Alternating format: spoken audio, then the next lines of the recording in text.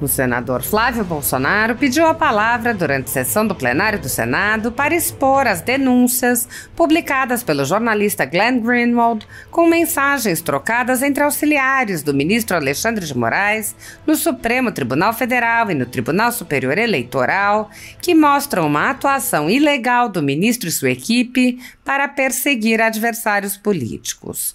O senador leu trechos da reportagem e disse: "Não tem devido processo legal aqui, tem arapongagem. Isso aqui, essa falsa narrativa de ABIN paralela vira fichinha perto disso aqui. Isso aqui é um atentado à democracia, caso se confirme." O senador prosseguiu lendo trechos da matéria e chamou a atenção para interferência no processo eleitoral. Flávio Bolsonaro disse: "Se isso aqui for confirmado, é uma prova de uma interferência direta do então presidente do Tribunal Superior Eleitoral, dando ordens para prejudicar um candidato, desequilibrando a disputa presidencial, algo que já suspeitávamos, mas em se confirmando isso aqui, é a prova de que houve essa interferência pessoal, direta e criminosa. Muito grave o que está aqui nessa matéria." O senador cobrou a ação do presidente da Casa, Rodrigo Pacheco, dizendo: "E mais uma vez, em se confirmando, não tem como este plenário não tomar alguma atitude." Como o presidente Rodrigo Pacheco fez ouvidos moucos e apenas passou a palavra ao próximo orador, o senador Esperidião Amin o alertou sobre a importância de o Senado não fingir demência. Esperidião Amin disse: "Não posso deixar de ficar impactado com a declaração do senador Flávio Bolsonaro. Eu considero o fato, a notícia que ele nos trouxe, merecedora, no mínimo, de uma averiguação por parte da mesa que Vossa Excelência preside. Então, eu não posso deixar. Eu considero uma comunicação da maior gravidade. Não é um incidente. É uma comunicação da maior gravidade, e não por amizade apenas, mas pela relevância do que foi aqui levado a público, para surpresa absoluta minha. Acho que esse assunto merece uma averiguação institucional." Sob a presidência de Rodrigo Pacheco, o Senado sofre uma intensa paralisia. Na legislatura anterior, o próprio plenário se reuniu poucas vezes e as comissões praticamente não funcionaram, impulsionadas pela paralisia da Comissão de Constituição e Justiça, que, sob o comando de Davi Alcolumbre, também mal se reuniu. Por ocasião da eleição da presidência para a nova legislatura, os cidadãos se manifestaram e uma petição contra a recondução de Pacheco teve mais de 500 mil de assinaturas. Assim como a maioria dos pedidos da população, esse pedido foi ignorado pelo Senado. Sob a condução de Pacheco, não houve qualquer reação contra a invasão das atribuições do Legislativo pelo Supremo Tribunal Federal, que passou a legislar ou suspender leis que tinham sido elaboradas e aprovadas por aquele poder. O presidente da Casa, que é também o presidente do Congresso, não agiu para proteger as prerrogativas dos parlamentares, que vêm sendo violadas em inquéritos secretos conduzidos nas cortes superiores. Pacheco também é alvo de críticas porque o Senado vem se omitindo em cumprir seu dever constitucional de promover o controle dos atos de ministros das cortes superiores. De forma monocrática, o presidente do Senado, Rodrigo Pacheco, impede a análise de todo e qualquer pedido de impeachment ou de projetos de lei e PECs que possam vir a efetivamente limitar os superpoderes autoconcedidos a ministros do Supremo Tribunal Federal e do Tribunal Superior Eleitoral. Sem controle externo, alguns ministros do Supremo agem ao arrepio da Constituição. Em inquéritos secretos, o ministro Alexandre de Moraes, por exemplo, promove uma aberta perseguição a adversários políticos. Em um desses inquéritos, a Folha Política teve sua sede invadida e todos os seus equipamentos apreendidos.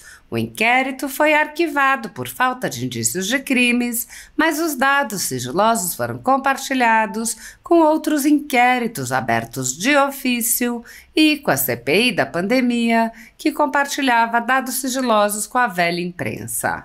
No chamado inquérito do fim do mundo e nos inquéritos dele decorrentes, já houve prisões políticas sem que houvesse sequer indiciamento das pessoas presas, imposição de uso de tornozeleira eletrônica e prisão domiciliar em endereço diferente de onde as pessoas moravam.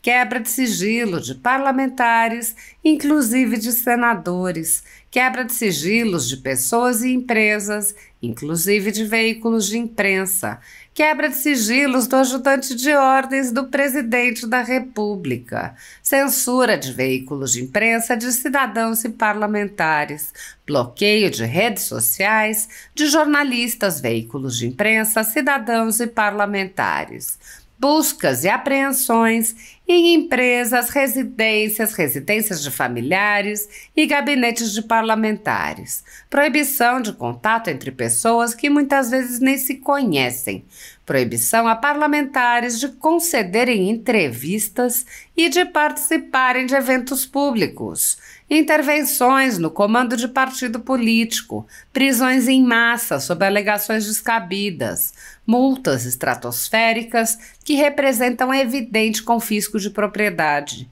entre outras. A tudo isso e a muito mais, o Senado Federal assistiu passivamente. Nem mesmo a morte no cárcere de Clériston Pereira da Cunha, preso político do ministro Alexandre de Moraes, foi capaz de sensibilizar os senadores e tirá-los de sua letargia. Sem justificativa jurídica, o ministro Luiz Felipe Salomão, ex-corregedor do Tribunal Superior Eleitoral, confiscou toda a renda da Folha Política e de outros sites e canais conservadores para impedir suas atividades. A decisão, mencionada no Twitter Files Brasil, teve o aplauso e o respaldo dos ministros Luiz Roberto Barroso, Alexandre de Moraes e Edson Fachin. Toda a receita de mais de 20 meses do nosso trabalho é retida sem justificativa jurídica. Se você apoia o trabalho da Folha Política e pode ajudar a evitar o fechamento do jornal, doe qualquer valor à empresa Raposo Fernandes através do Pix, utilizando o QR Code que está visível na tela ou o código ajude@folhapolitica.org.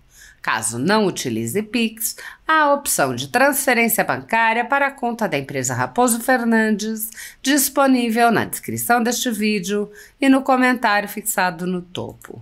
Há mais de 10 anos, a Folha Política vem mostrando os fatos da política brasileira e dando voz a pessoas que o cartel midiático quer calar. Pix ajude@folhapolitica.org. Assista. Muito rapidamente, para também dar os parabéns ao senador Laerte pelo relatório. A segurança privada, ela tem um papel, sim, apesar de complementar, muito importante na própria segurança pública. Infelizmente, nossos recursos humanos das forças de segurança pública não conseguem estar em todos os lugares ao mesmo tempo para atender a todos os brasileiros. Portanto, é sem dúvida algum um segmento que aguarda ansiosamente por esse marco legal que garanta a eles prerrogativas e direitos que muitas vezes são sonegados em questões judiciais, ou, enfim, ou na própria iniciativa privada. Então, quero me somar aqui, dar os parabéns e dizer que pelo PL nós votaremos a favor. E muito rapidamente também, presidente, eu não posso deixar de repercutir. Eu estou lendo aqui ainda a matéria da Folha de São Paulo e do UOL, com o título "Moraes usou o TSE fora do rito para investigar bolsonaristas no Supremo, revelam mensagens". E se o que está escrito aqui for verdade, presidente, é a desmoralização de um ministro do Supremo usando a máquina pública para perseguir aquele que ele considera adversário político, mais especificamente Jair Messias Bolsonaro. Eu vou ler rapidamente um trecho da matéria aqui para encerrar, senador Laerte. Diálogos aos quais a reportagem teve acesso mostram como o setor de combate à desinformação do TSE, presidido à época por Moraes, foi usado com o braço investigativo do gabinete do ministro do Supremo. Não tem devido processo legal aqui. Tem arapongagem. Isso aqui, essa falsa narrativa de ABIN paralela, vira fichinha perto disso aqui. Isso aqui é um atentado à democracia, caso se confirme. E ler mais um trecho aqui. Eu não acabei de ler a matéria toda, presidente. As mensagens revelam um fluxo fora do rito envolvendo os dois tribunais, tendo o órgão de combate à desinformação do TSE sido utilizado para investigar e abastecer o inquérito de outro tribunal, o STF, em assuntos relacionados ou não com a eleição desse ano. E é muito interessante o relato que eles falam das ordens de Alexandre de Moraes. São mais de 6 gigabytes de mensagem, presidente. E aí, para concluir aqui, em alguns momentos das conversas, assessores relatam irritação de Moraes com a demora no atendimento às suas ordens. Abre aspas. Vocês querem que eu faça o laudo? Fecha aspas. Presidente, se isso aqui for confirmado, é uma prova de uma interferência direta do então presidente do Tribunal Superior Eleitoral, dando ordens para prejudicar um candidato, desequilibrando a disputa presidencial. Algo que nós já suspeitávamos, mas se confirmando isso aqui, é a prova de que houve essa interferência pessoal direta, criminosa, muito grave o que está aqui nessa matéria, presidente.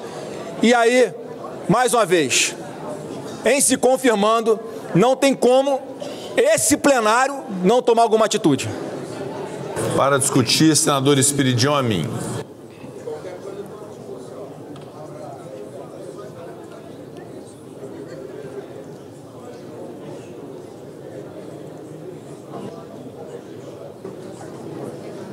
De ficar impactado com a declaração do senador Flávio Bolsonaro. Eu considero o fato, a notícia que ele nos trouxe, merecedora, no mínimo, de uma averiguação por parte da mesa que Vossa Excelência preside. Então, eu não posso deixar... Eu considero uma comunicação da maior gravidade, não é um incidente.